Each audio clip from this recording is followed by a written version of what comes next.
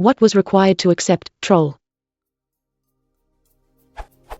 At what point did the concept of internet troll become incorporated into an English dictionary?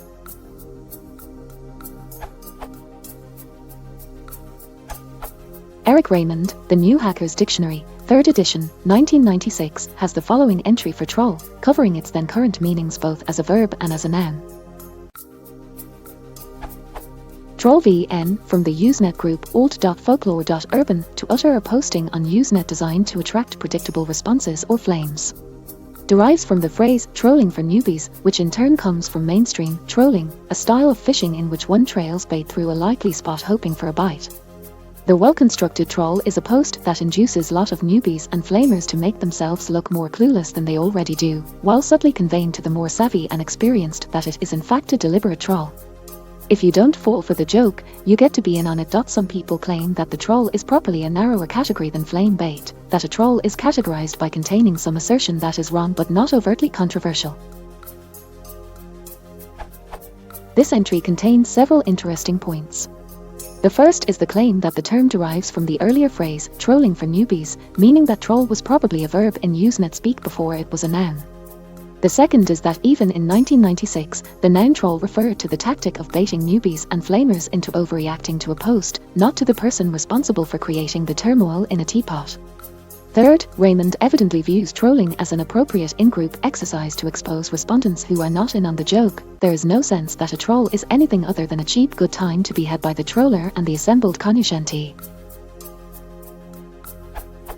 The association of trolls with highly objectionable posters, rather than posts that ruin civil online conversation by introducing irrational rants, needlessly offensive and inflammatory language, and a generally sophomoric idea of what constitutes good fun evidently came a bit later, but Raymond's description makes clear that the sophomoric element was there from the beginning, long before users began broadly associating trolls with misshapen fairy tale creatures that live under stone bridges. According to William Merrin, President Troll, Trump, 4chan and Memetic Warfare, in Catherine Happer, Andrew Hoskins and William Merrin, Trump's Media War 2019, the phrase arose in Usenet usage almost as soon as Usenet began to draw a critical mass of new users whom the old-timers could look down on.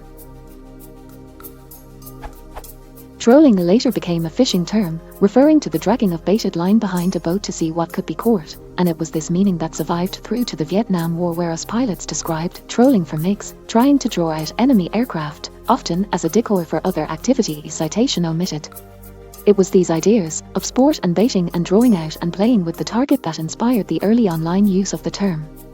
An influx of new Usenet users in 1992 caused irritation for established members, and a trolling for newbies, trying to provoke a response that could be mocked, became a recognizable activity, citation omitted. Online trolling would develop in the following years, but one of its defining elements would remain that of sport, of the pleasure of playing with and catching someone. But the Usenet example also highlights another defining aspect of trolling, as they mocked the newbies not because they were new, but because they affected authority. Trolling, therefore, is a baiting, a sport, a playing, that more than anything aims at those who get above themselves, or set themselves above others, at those asserting, or in, authority.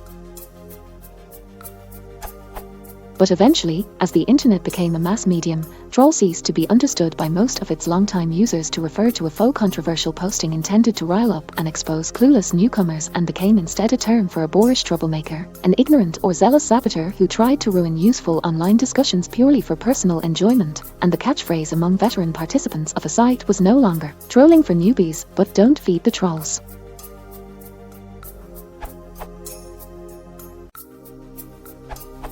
Its earliest attestation appears to be from the early 90s, but its usage probably dates earlier. Troll. The internet sense, everyone seems to have his own definition of it, seems to date to the late 1980s or early 1990s and the newsgroups era, and the verbal use is perhaps older than the noun. It seems to combine troll, in the fish with a moving line, sense, itself confused with trawl, and troll, and point one, troublesome imp supposed to live underground. Etymon. The earliest known attestation according to the Oxford English Dictionary is in 1992. The context of the quote cited in the Oxford English Dictionary, 26, sets the origin in Usenet in the early 1990s, as in the phrase, trolling for newbies, as used in alt. folklore.urban, AFU. Wikipedia.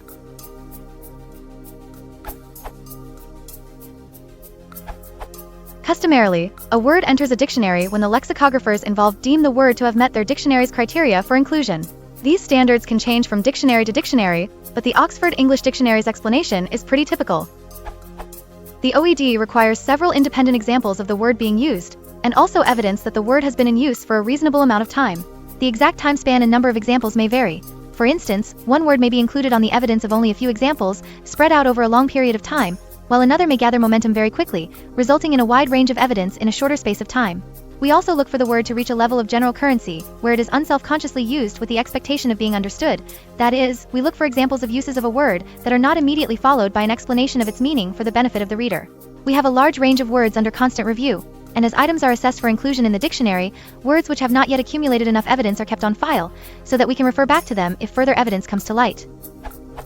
Professional and amateur researchers regularly send leads into the OED, which are reviewed by dictionary staff. Many dictionaries also have staff who do research on new words and collect examples themselves.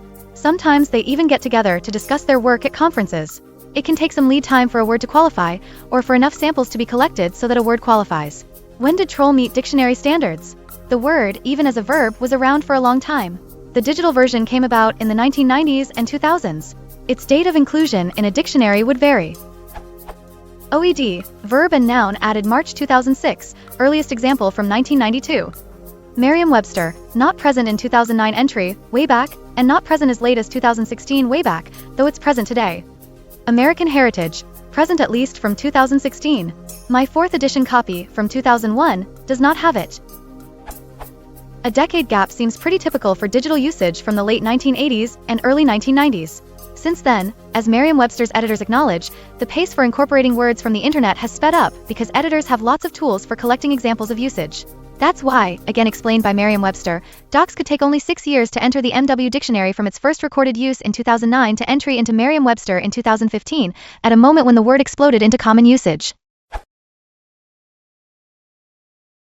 you wanted to support the channel,